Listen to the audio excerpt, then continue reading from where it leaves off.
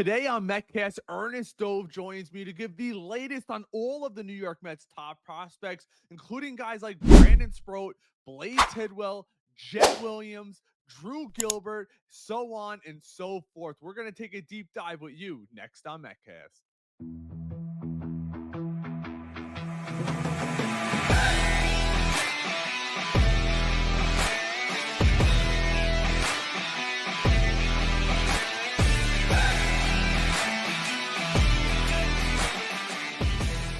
All right, Met fans. So today I am here with Mets insider Ernest Dove. Welcome back to Metcast, Ernest. Prospects look like they're blossoming down in Port St. Lucie, Binghamton, all over the place. How are you doing, first of all? I'm doing great. I'm in heaven watching pretty much everybody at every level, pitcher or hitter, doing well. Even the meaningless win-loss records are starting to look pretty good in the minor league affiliates too. Yeah, so I want to get right into it. Everybody's been watching. What is going on with Brandon Spruill down in Triple-A? Well, okay, he had a bad outing. Everybody wanted to call me out on it. And I know the velocity's still good. I saw some people online giving some good critiques like, well, listen, maybe some of the stuff is, some of the fastball stuff, how much is it moving? Some of the other secondary pitches to go along with the walk rate, which has always been a command issue anyway since college. I believe I even talked to you about that on a prior show. This is what you're going to have to figure out. Is he going to be one of those guys who goes like 6 innings, 11 Ks, and then 3 innings, 5 walks? Is that going to be his career or what? We can't really use any more excuses anymore. Usually to be like, well, they changed the baseballs and the grip and the feel of it between AA and AAA, but he's already been in AAA from the end of last year. So, but again, it's one outing. He had a couple of strong outings. He's had some really weak outings in AAA. This is the veteran stage of things where he's facing guys like 28, 30 years old. He's going to have to figure it out. I mean, if you want to play the live rankings, we can have a lot of fun with that because in the Mets organization, I swear you can probably do an inverse on the top 30 and it's going to change because a lot of guys at the top are starting slow. Guys at the bottom, guys not even ranked, are having some of the best seasons they've had as pros. Right. So where could you see Brandon Spruill making his MLB debut? Do you still project him to make it later on this season, or are we looking more towards 2026? I mean, you still have to think he's going to get called up anyway as the need, is found. It's going to make sense anyway at some point, probably to call him up. I would like to think things are going to settle in for him at the AAA level. He's going to start hitting his mark. They do have some of the veteran guys, like even literally today, that older player, Waddell, is starting again in AAA. He could be one of those first call-ups as long as with the Jose Urena.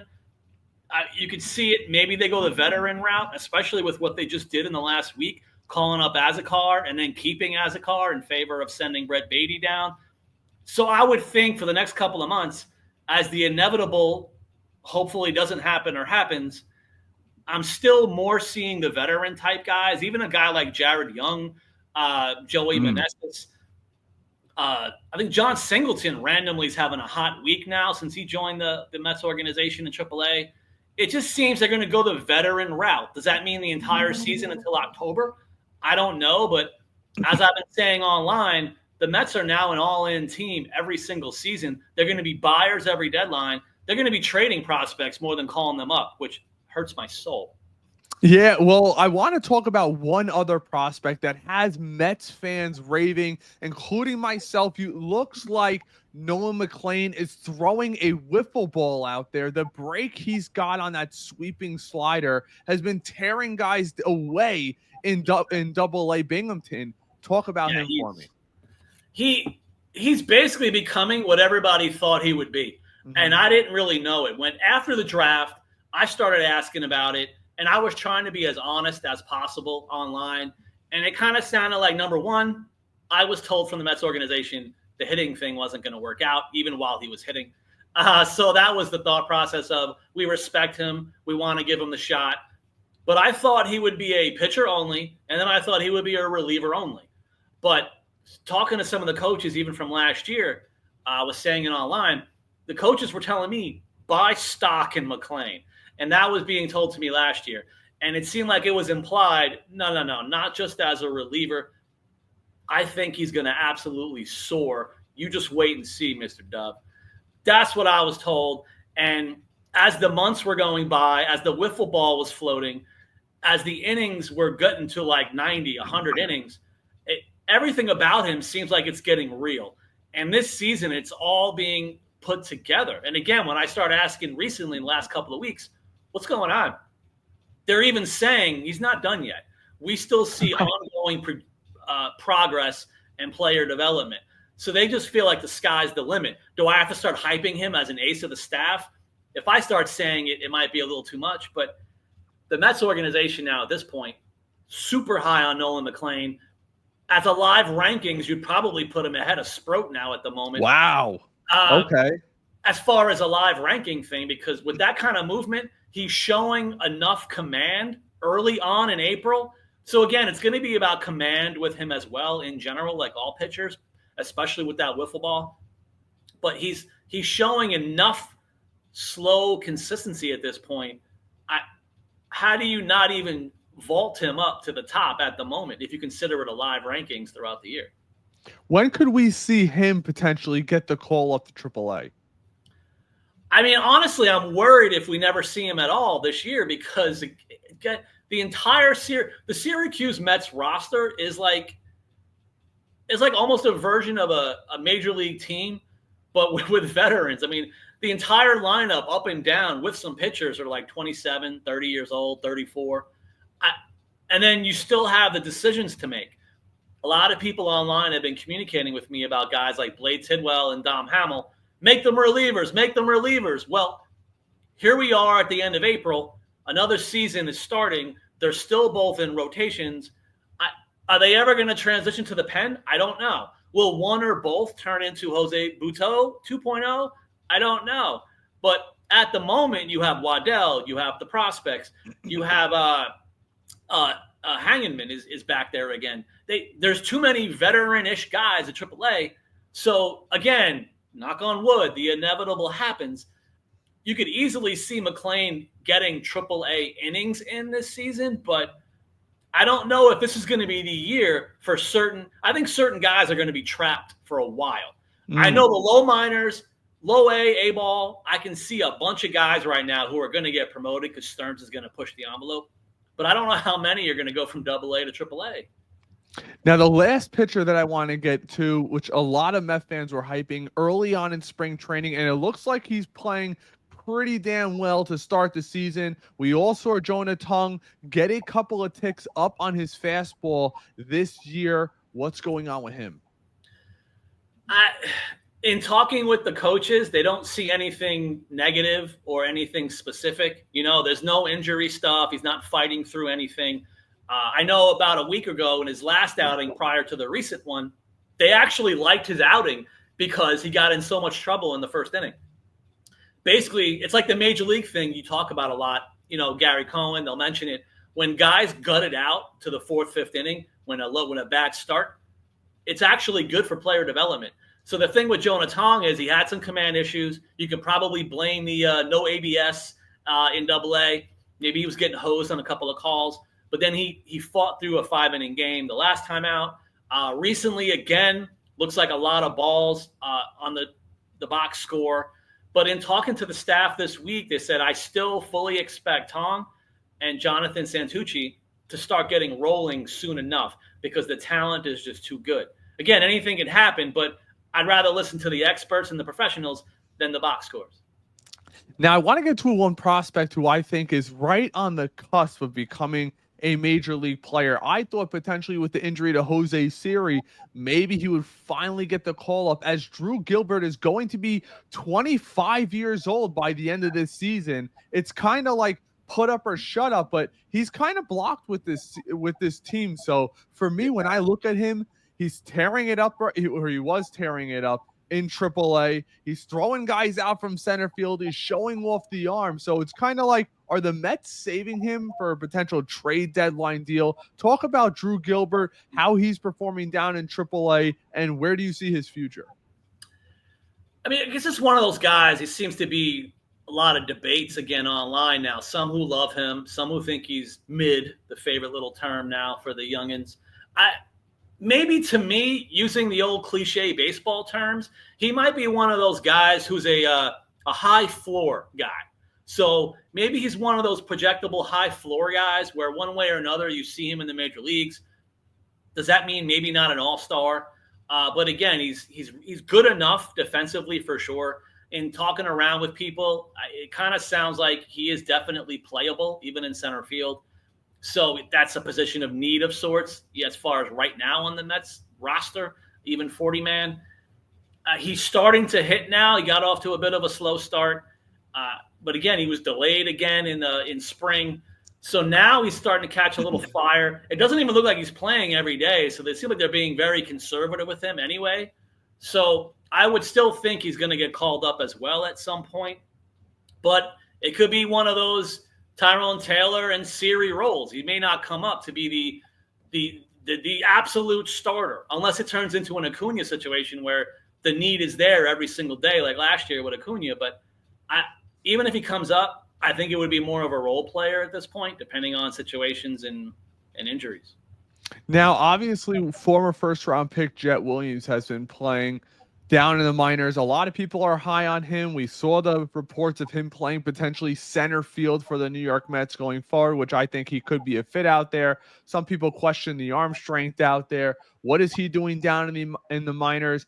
We obviously know odds are he's not going to get called up this year, even though we were looking at him potentially last year trying to make the team. But he's going to be stuck down there. Another guy who, there's been rumors around that he might be used as a piece to go after a legit front-end starter at the deadline.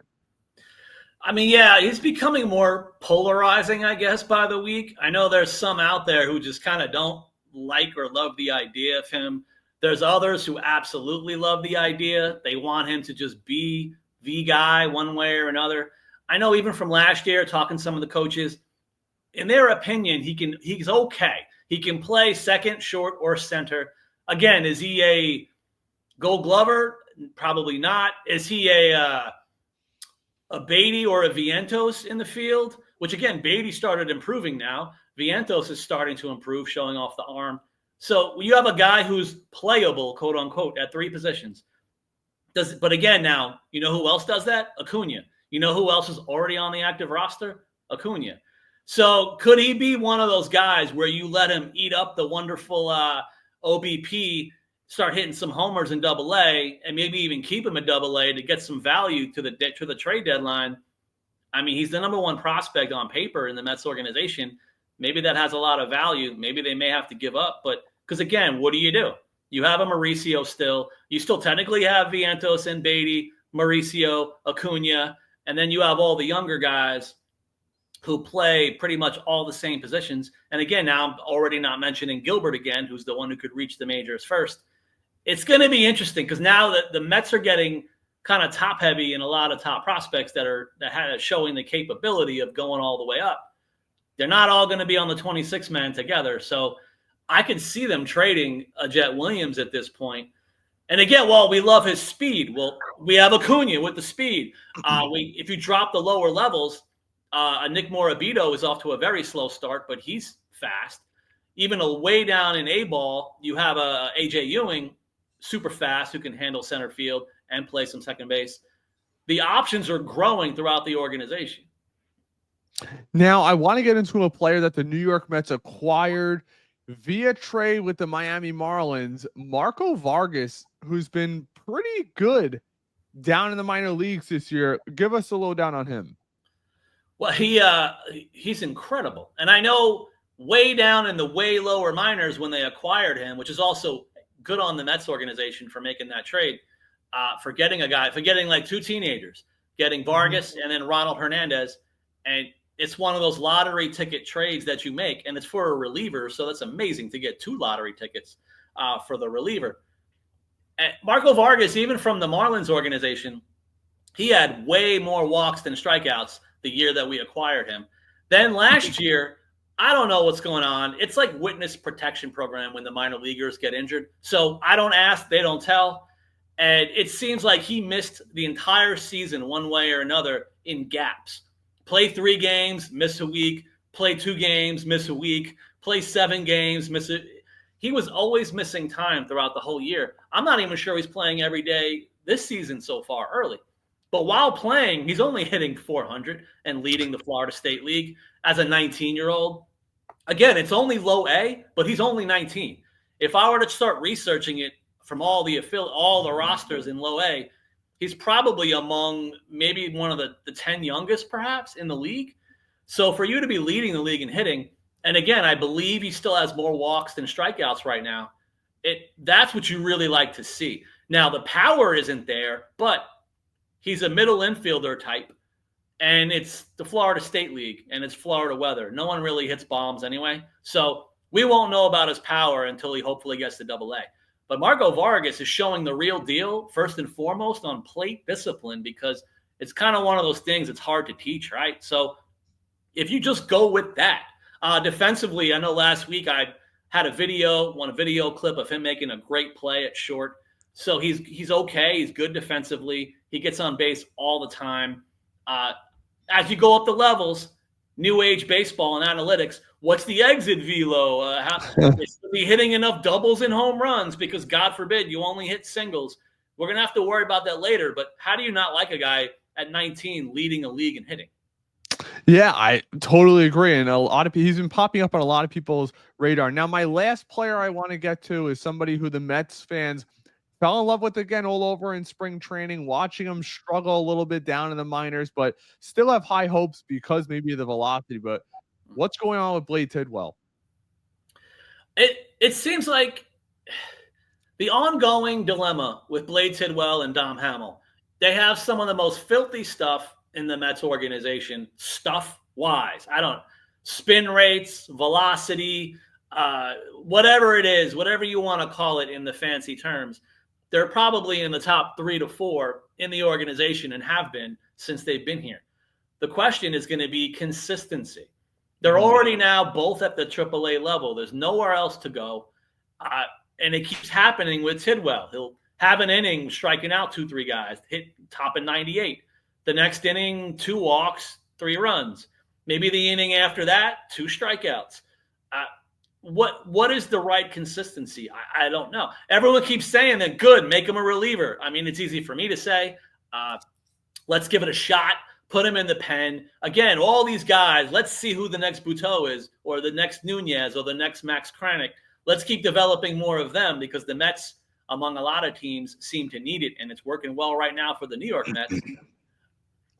It must be hard to, it's a version of giving up if you want to push him to the pen.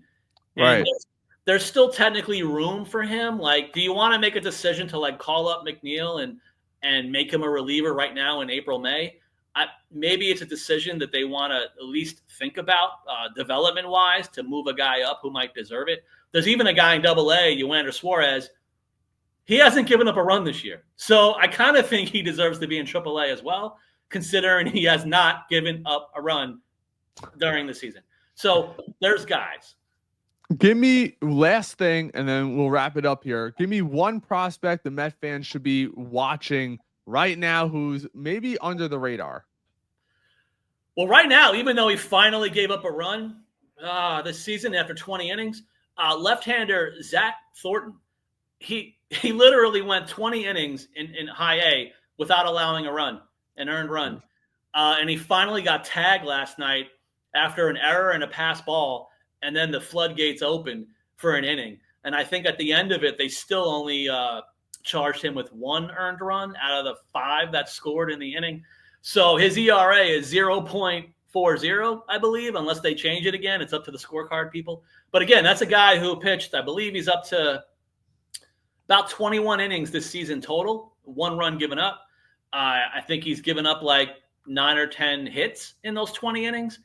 And the thing with Zack Thornton is his fastball velocity is like a pro career high. So last year, or from the draft, he was sitting 90, 91. Now he's getting to 93, 94. Maybe he can top 95 as a lefty. He's a guy you got to keep an eye on, because, again, if he keeps putting up more and more zeros, including last night, 4 shutout until the 1 inning that went off the rails, which it's life. I don't want to ignore it. I don't want to downplay it. But We're talking about 20 straight innings of throwing strikes. That's the thing with Zack Thornton. He's pumping the strike zone. Every outing, he has a really high strike throwing rate out of pitches thrown. So when you're doing that while putting up zeros at a high level, pitchers league, but when you throw strikes, sometimes you give up more runs, but it hasn't been happening still. Well, that's good. Really good to keep an eye on. Ernest, where can people follow you? If you can continue to follow me on Twitter X, I just put my full name on there. You can just search my name. Same with YouTube. If you can go to my YouTube channel under Ernest Dove, New York Mets Dove Report. You could also, I keep trying to do things my best. I want to support some of the shows and websites that have given me a platform. Very thankful to them. There's Mets News and Links.blogspot.com. There's maxmets.blogspot.com. And then my guys over at sportswireradio.org, which sports with a Z, wireradio.org. Some of the places you can find me where I'm always yapping about the same old Mets prospects, but I do know about the major leaguers as well. So hopefully I would like to think I have a little bit of information to give as well on the big guys. Ernest, thanks so much. We'll get to more prospect reports later on in this season. But if you're enjoying this content and you're still sticking around, make sure to leave a sub, give a like, and comment below your favorite prospect that you're looking forward to coming through the Mets farm system. I'll be sure to get to a whole lot more of the New York Mets content. We'll be doing lives throughout the season as Dan and I cover the New York Mets games live right here on YouTube. So again, make sure you smash that like button. Give us a sub if you're enjoying this. And as always, let's go Mets. Take care.